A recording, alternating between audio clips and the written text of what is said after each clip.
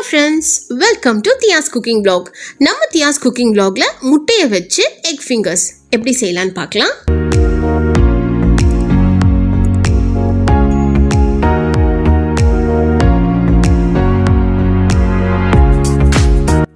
egg fingers செய்யறதுக்கு 6 முட்டை எடுத்துர்க்கேன். இந்த 6 முட்டைகளையும் ஒரு பவுல்ல உடைச்சு ஊத்திக்கோங்க.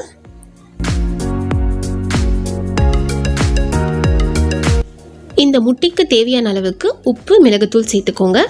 1/4 டீஸ்பூன் அளவு மிளகுத்தூள், தேவையான அளவுக்கு உப்பு சேர்த்துக்கோங்க.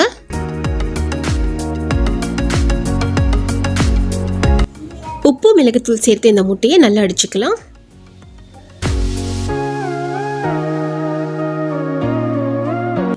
இந்த மாதிரி அடிப்பகுதி சமமா இருக்கிற ஒரு பாத்திரம் எடுத்துக்கோங்க. அதுல நம்ம ஆயிலால கிரீஸ் பண்ணிக்கலாம். அடிச்சு வச்சிருக்க முட்டையை இதில் நம்ம ஊற்றி வேக விட போகிறோம். அப்போ தான் எடுக்கும்போது ரொம்ப ஈஸியாக இருக்கும். இப்போ நம்ம முட்டையை இதில் சேர்த்துக்கலாம்.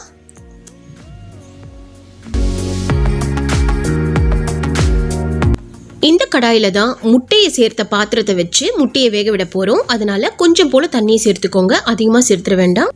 தண்ணீர் அதிகமாக சேர்த்துக்கிட்டிங்கன்னா முட்டை சேர்த்துருக்க பாத்திரத்துக்குள்ளே அந்த தண்ணி இறங்கிடும். தண்ணிக்குள்ளே இந்த ரிங் ஸ்டாண்டை வச்சுக்கோங்க. முட்டை வேக வைக்க போகிற அந்த பாத்திரத்தை இந்த ஸ்டாண்டு மேலே வச்சுக்கோங்க. இந்த பாத்திரத்தை பிளேட்டால் கவர் பண்ணிக்கோங்க. இந்த கடாயையும் மூடி போட்டு குறைந்த தீயில 25 நிமிஷம் போல் இதை வேக விட போகிறோம். அப்போ தான் முட்டை நல்லா வெந்து வரும். இப்போ கரெக்டாக 25 நிமிஷம் போல் ஆயிருக்கு. இந்த பாத்திரத்தை கடாயிலேருந்து வெளியில் எடுத்துடலாம். கரெக்டாக 25 நிமிஷத்துக்கு டைம் செட் பண்ணிக்கோங்க. நடுவில் ஓப்பன் பண்ணி பார்க்கணுன்ற அவசியம் இருக்காது. கரெக்டாக வெந்துடும். இப்போ பார்க்கலாம் எப்படி வெந்திருக்குன்னு. இப்போ பாருங்கள், இந்த ஓரங்களில் நைஃபால் இந்த மாதிரி வந்து எடுத்து விட்டுருங்க.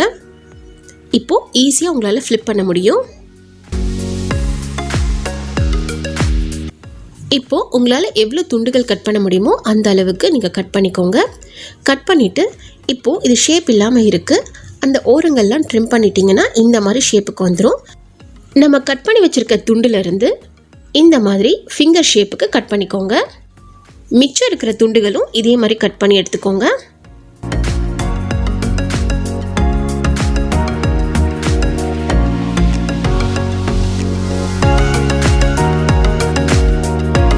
அடுத்ததான் 2 முட்டை எடுத்திருக்கேன். எக் பேட்டர் ரெடி பண்ணுறதுக்கு அதை உடைச்சு பவுலில் சேர்த்துக்கோங்க. இதில் ஒரு சிட்டிகை உப்பு சேர்த்துக்கோங்க. சேர்த்துட்டு இதை நல்லா பீட் பண்ணிக்கோங்க.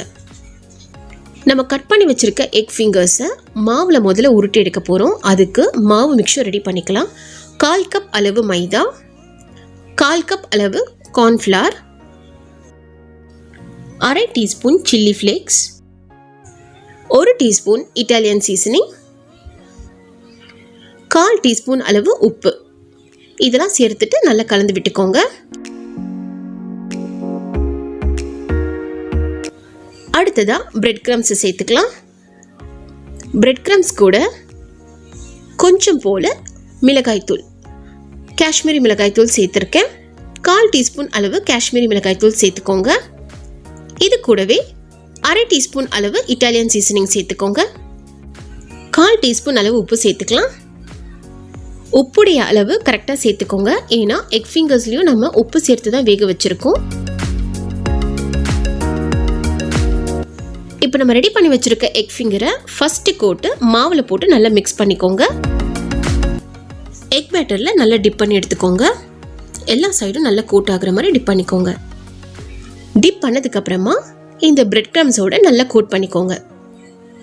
நல்ல முறுமுறுப்பு கிடைக்கிறதுக்காக திரும்பவும் எக் பேட்டரில் டிப் பண்ணி பிரெட் கிரம்ஸோட நல்லா கோட் பண்ணிக்கோங்க. ரொம்பவே சூப்பராக முறுமுறுன்னு இருக்கும். அதுக்காக தான் 2 வாட்டி நம்ம இதை பண்ணுறோம். அவ்வளோதான். இதே மாதிரி மிச்சம் இருக்கிற எக் ஃபிங்கர்ஸும் இதே மாதிரி ரெடி பண்ணிக்கோங்க. இப்போது எல்லாமே ரெடியாக இருக்குது. எல்லாம் ரெடி பண்ணதுக்கப்புறமா 15 நிமிஷம் போல் இது ரெஃப்ரிஜரேட் பண்ணுங்கள். அப்போ தான் எண்ணெயில் பொரிச்சு எடுக்கும்போது பிரெட் கிரம்ஸ் உதிராமல் இருக்கும். இப்போ 15 நிமிஷம் போல் ஆயிருக்கு. எக் ஃபிங்கர்ஸ்லாம் பொரிக்க ரெடியாக இருக்குது. எண்ணெய் வந்து மிதமான சூட்டில் இருக்கிற மாதிரி பார்த்துக்கோங்க. இப்போது ஒவ்வொரு எக் ஃபிங்கர்ஸும் எண்ணெயில் சேர்த்துக்கோங்க. 30 செகண்டுக்கு இந்த எக் ஃபிங்கர்ஸை டிஸ்டர்ப் பண்ணக்கூடாது. 30 செகண்டுக்கு அப்புறமா மிதமான தீயில வச்சு இதை பொறுமையாக கலந்து விடுங்க. மிதமான தீயில தான் ஃப்ரை பண்ணி எடுக்கணும். அதிகமான தீயில வச்சு நீங்கள் ஃப்ரை பண்ணும்போது வெளியில் சீக்கிரமாக நிறம் மாறிடும், உள்ளே வேகாது. இந்த எக் ஃபிங்கர்ஸ் நல்லா ஃப்ரை ஆகி கோல்டன் ப்ரௌன் கலருக்கு வரணும். அது வரைக்கும் பொறுமையாக ஃப்ரை பண்ண விடுங்க. இந்த மாதிரி பொன்னிறமாக மாறினதும் எண்ணெயிலேருந்து எடுத்துருங்க. மிச்சம் உள்ள எக் ஃபிங்கர்ஸும் இதே மாதிரி ஃப்ரை பண்ணி எடுத்துக்கலாம். 6 முட்டையிலிருந்து 10 எக் ஃபிங்கர்ஸ் கிடச்சிருக்கு. உங்களுக்கு எவ்வளோ தேவையோ அந்த அளவுக்கு நீங்கள் ரெடி பண்ணிக்கோங்க. அவ்வளோதான், ரொம்ப ஈஸியாக எக் ஃபிங்கர்ஸ் ரெடி பண்ணியாச்சு. இப்போ டொமேட்டோ கெச்சப்போட சூட பரிமாற ரெடியாக இருக்குது. நல்ல முறுமுறுன்னு இருக்கிற இந்த எக் ஃபிங்கர்ஸை நான் டேஸ்ட் பண்ண போகிறேன். நீங்களும் வீட்டில் ட்ரை பண்ணி பார்த்துட்டு எப்படி இருந்ததுன்னு கமெண்ட் செக்ஷனில் போஸ்ட் பண்ணுங்கள்.